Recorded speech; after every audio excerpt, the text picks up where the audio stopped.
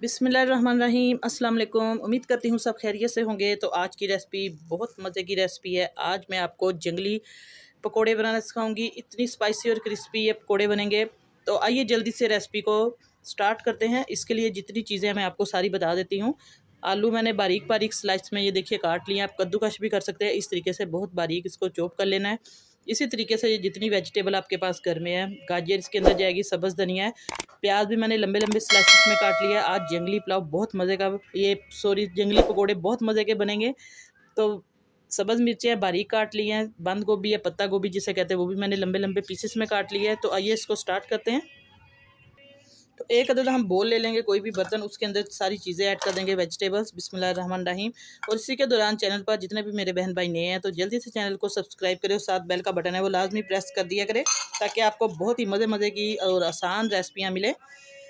ये बहुत मज़े के जो जंगली पकोड़े हैं बनेंगे। इसका ये फ़ायदा है कि आप बच्चों को सारी वेजिटेबल भी इसके अंदर सारी मिक्स है, जो वेजिटेबल नहीं खाते शौक़ से वो इसके अंदर जाएंगी और इस तरीके से बच्चे बहुत मज़े से ये पकोड़े खाएंगे।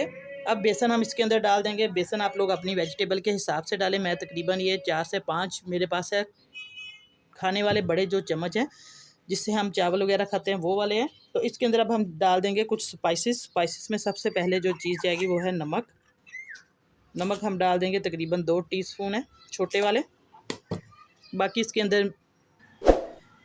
अंदर जाएगी थोड़ी सी अजवाइन है, थोड़ा सा ये लहसुन का पाउडर है। बहुत मज़े का टेस्ट आएगा अजवाइन, क्योंकि इसके अंदर लाजमी डालनी है पकोड़ों के अंदर। बिस्मिल्लाहिर्रहमानिर्रहीम। अब इसके अंदर जाएगी चिली फ्लेक्स, वो भी आप टेस्ट के हिसाब से डाल सकते हैं। थोड़ी सी जाएगी हल्दी, जिससे बहुत मज़े का पकोड़ों का कलर आएगा। बस ये चीज़ें इसके अंदर जाएगी। अब इसको हम मिक्स कर देंगे पानी हल्का हल्का सा डालकर। पानी थोड़ा कम हम लगाएंगे ताकि सब्जियों के अंदर भी पानी है, इसलिए हमने पानी बिल्कुल कम लगाना है। बस इसको मिक्स कर देंगे अच्छे तरीके से।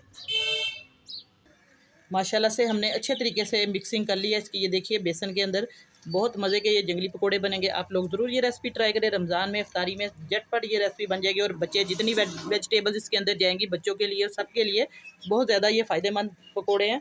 तो आइए अब इसको हम स्टार्ट करते हैं रेसिपी को। अब हमने पैन में घी रख दिया था फ्राई करने के लिए पकोड़े। अब हम इसको गरम गरम पकोड़े फ्राई करते हैं। बिस्मिल्लाहिर्रहमानिर्रहीम। ये देखिए हमने थोड़ा थोड़ा सा बैटर इसके अंदर से लेना है। इस तरीके से आप इसको कोई भी शेप दे सकते हैं, थोड़ा सा पकड़ना है।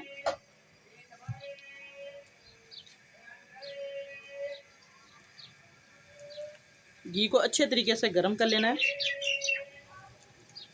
ताकि ये पकोड़े जो है ठंडे घी में बिल्कुल ये अकड़ जाएंगे।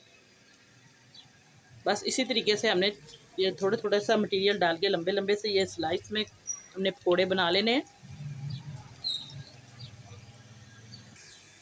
अब पकोड़े हमारे एक साइड से बिल्कुल फ्राई हो चुके हैं। ये देखिए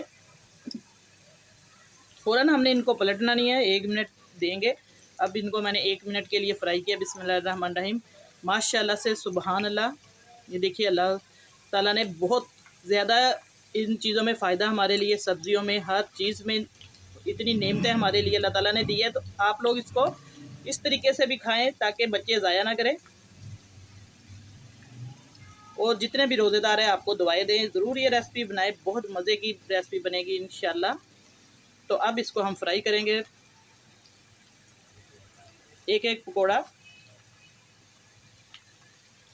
बस इस तरीके से हम फ्राई कर लेंगे इनको, फिर मैं आपको निकाल के दिखाती हूँ इनकी फाइनल लुक। ये देखिए माशाल्लाह से बहुत क्रिस्पी लग रहे हैं। ये देखिए देखने में भी और खाने में बहुत मज़े के लगेंगे। माशाल्लाह से हमारे जंगली पकोड़े बिल्कुल रेडी है। ये देखिए आपको मैं दिखा भी देती हूँ, बहुत ही क्रिस्पी और बहुत खस्ता बने हैं मज़े के। अंदर से भी सारी वेजिटेबल्स जो है अच्छे तरीके से फ्राई हो चुकी हैं। तो आज की रेसिपी आपको कैसी लगी?